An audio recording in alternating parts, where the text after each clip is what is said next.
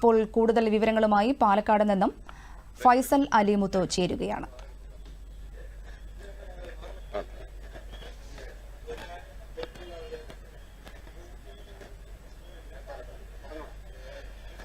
ഞങ്ങളിപ്പോൾ നിൽക്കുന്നത് പാലക്കാട് നഗരസഭയിലെ മണപ്പുള്ളിക്കാവിലുള്ള ട്രൂ ലൈൻ പബ്ലിക് സ്കൂളിന്റെ പോളിംഗ് സ്റ്റേഷനിലാണ്. ഇവിടെ 2 ബൂത്തുകളാണ് പ്രവർത്തിക്കുന്നത്.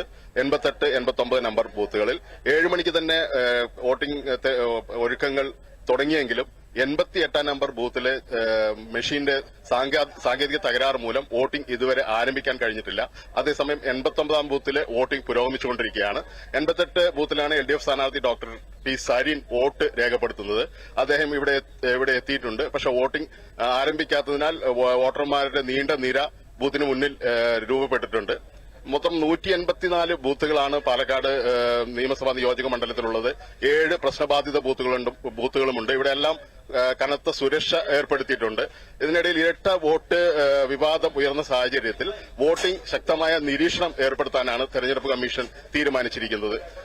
തുടർച്ചയായ വളരെ ശക്തമായ പ്രചാരണത്തിനൊടുവിൽ വോട്ടിംഗിൽ അത് എങ്ങനെ പ്രതിഫലിക്കും എന്ന് അറിയാനുള്ള കാത്തിരിപ്പിലാണ് മുന്നണികളും സ്ഥാനാർത്ഥികളും. അത് വരും മണിക്കൂറിൽ അറിയാൻ കഴിയുമെന്ന് തന്നെയാണ് പ്രതീക്ഷ.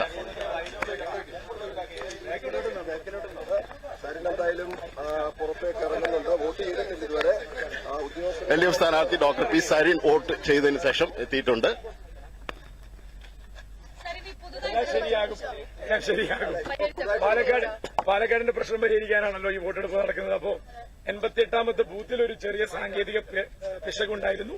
മോക്ക് പോൾ 50 ചെയ്ത ശേഷം ഡിസ്പ്ലേ യൂണിറ്റിലെ ടോട്ടൽ കൌണ്ട് 0 ആക്കി റീസെറ്റ് ചെയ്ത ശേഷം ആദ്യത്തെ വോട്ട് കാസ്റ്റ് ചെയ്യാൻ വേണ്ടി ഡിസ്പ്ലേ യൂണിറ്റ് ഓൺ ആക്കുമ്പോൾ, അതായത് ആദ്യത്തെ 50 മോക്ക് പോൾ ചെയ്തപ്പോഴും VVPAT കൃത്യമായിരുന്നു, എല്ലാം ശരിയായിരുന്നു. അപ്പോ VVPATലെ ബാറ്ററി എറർ എന്ന് കാണിക്കുന്നുണ്ടായിരുന്നു.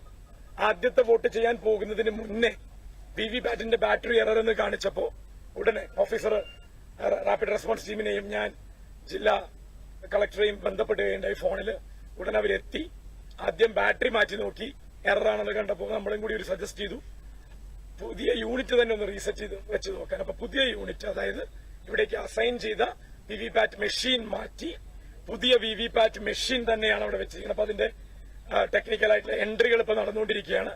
ടോട്ടൽ വോട്ട് 0 ആണ് എന്ന് ഡിസ്പ്ലേ യൂണിറ്റ് വീണ്ടും വന്നു. കാരണം വോട്ട് ചെയ്ത യൂണിറ്റ് അവിടെയുള്ള കൺട്രോൾ യൂണിറ്റിൽ അത് 0 ആണ് എന്നുള്ളത് ഇവിടെ വീണ്ടും തെളിഞ്ഞു. VVPATല് പുതിയ VVPAT പ്രകാരം വോട്ടിംഗ് അവിടെ പുനരാരംഭിച്ചു. ഞാൻ കുറച്ചു കഴിഞ്ഞേ വന്ന് ഇനി വോട്ട് ചെയ്യുന്നുള്ളൂ. കാരണം 180 ബൂത്തുകളിൽ എത്ര എന്നുള്ളതുകൊണ്ട് ഞാൻ ഒരു ഉച്ചയോടുകൂടി മാത്രമേ ഞാൻ വോട്ട് ചെയ്തിട്ടില്ല. വോട്ടിംഗ് പുനരാരംഭിച്ചു. 88ലെ വോട്ടിംഗ് പുനരാരംഭിച്ചു. വലിയ ക്യൂ ഉണ്ട്. ഞാൻ ക്യൂവിൽ 20ാമതായിരുന്നു. അപ്പൊ ഇനിയും അരമണിക്കൂർ ഞാൻ നിൽക്കേണ്ടി വരും. അപ്പൊ അതുകൊണ്ട് തന്നെ ഞാൻ മറ്റൊരവസരത്തിൽ തിരക്ക് കൊഴിയുന്നതിനനുസരിച്ച് ഇവിടെ നമ്മുടെ ഏജന്റുമാർ റിപ്പോർട്ട് ചെയ്യുന്നതിനനുസരിച്ച് ഒരു സമയം പറയും.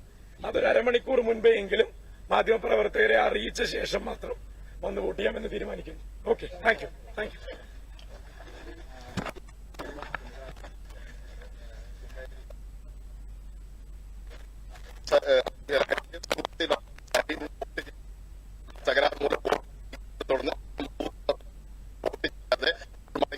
കുറച്ച് സമയം കഴിഞ്ഞ് ചെയ്യുമെന്ന് തന്നെ പറഞ്ഞതിന് ശേഷമാണ് അദ്ദേഹം ഇവിടെ നിന്ന് പോയിരിക്കുന്നത്.